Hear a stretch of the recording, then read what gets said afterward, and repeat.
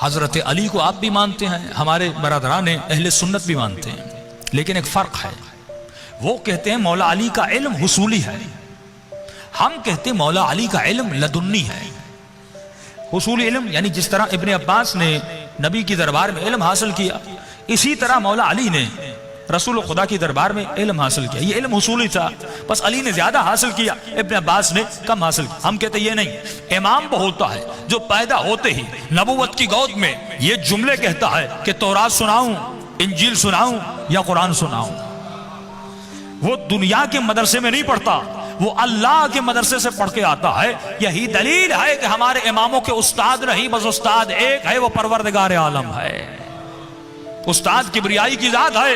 اب جملہ سنیے، مولا ممبر پر بیٹھے، کسی نے کہا یا علی، کسی نے عرب میں ایسا کلام کیا جس میں نقطہ نہ ہو۔ کیا نہ ہو؟ نقطہ نہ ہو، یعنی بے نہ ہو، تے نہ ہو، سے نہ ہو، جیم نہ ہو، زے نہ ہو، زے نہ ہو، ضاد نہ ہو، یہ نہ ہو۔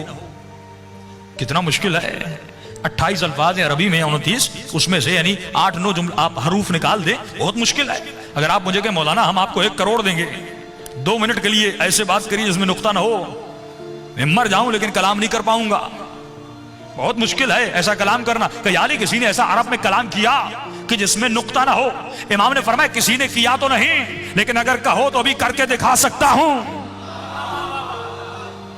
کہ یعنی کون کرے؟ امام نے کہا میں کر سکتا ہوں۔ کہ یعنی ابھی؟ امام نے کہا ہاں۔ اسی وقت مولا نے خطبہ دیا، 1.5 صفحے کا خطبہ ہے جس میں نقطہ نہیں پایا جاتا۔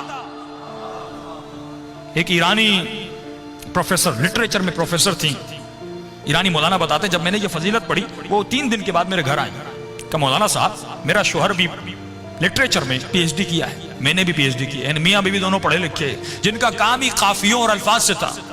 کہا کہ قبلہ جب آپ نے مولا کی یہ فضیلت پڑھی، ہم رات کو گھر گئے، پوری رات 3 دن ہو گئے کوشش کرتے رہے کہ ایک صفحہ ایسا لکھیں جس میں نقطہ نہ ہو۔ کہ اتنے دن گزر گئے، 1.5 لائن سے زیادہ ہم نہیں لکھ سکے۔ تو پتا چلا دنیا میں بھی جتنے علوم حاصل کرنے کے بعد بھی علی کا مقابلہ نہیں کر سکتے، کیونکہ یہ علم حصولی نہیں، علم لدنی ہے۔ پھر کا مولا کوئی ایسا کلام کر سکتا ہے جس میں الف نہ ہو۔ واولز کی حیثیت آپ جانتے ہیں کتنی اہمیت کی حامل ہوتی ہے۔ الف کی حیثیت عربی میں بہت ہے۔ امام نے کسی نے کیا تو نہیں، لیکن ابھی کہو گے تو علی کر کے دکھا سکتا ہے۔ 1.5 صفحے کا خطبہ ہے کہ مولا نے اس میں الف کا استعمال نہیں کیا۔ یہ وہ فضائل علی بن ابی طالب ہے۔ اگر کسی میں تعصب نہ ہو اور مولا کی فضیلتیں سنائی جائے، اسی وقت وہ علی کا کلمہ پڑھ کر شیعہ ہو جائے گا۔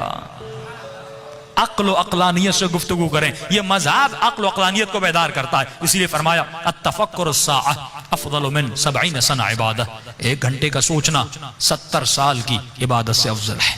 یہ سوچنا انسان کو اور بنا سکتا ہے، یہ سوچنا انسان کو جنتی بنا سکتا ہے کہ حاسبو قبل ان تحاسبو، اے مومن و مسلمان اپنا حساب و کتاب کر اس سے پہلے کہ ملائک تیرا حساب و کتاب کریں۔